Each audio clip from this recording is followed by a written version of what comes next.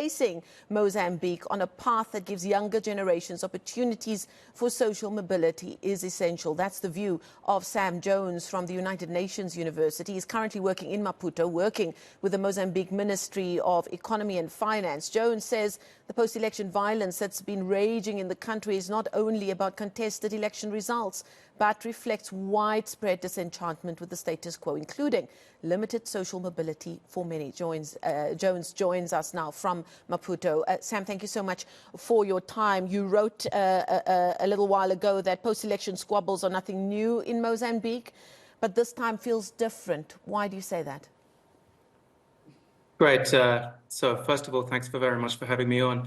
Yeah, it's different this time because I think the protests that we're seeing at the moment, and to be fair, they're still ongoing, have been much more widespread in terms of both kind of geography. So they've been across the country. Lots of different cities have been showing protests.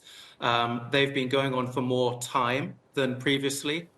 So post-elections in the past, we've had protests for a few days, but they've often just kind of died out, fizzled out a bit. But now we're actually now in our second or third week of protests.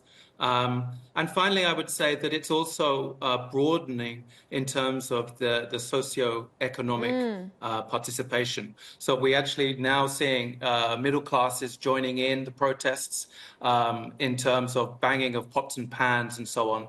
Even last night, in the middle of the city, in some of the poshest areas, people were coming out onto the streets or just from their balconies, banging pots and pans. So I think it is different. So yeah, I mean that's why it's an interesting time to be here.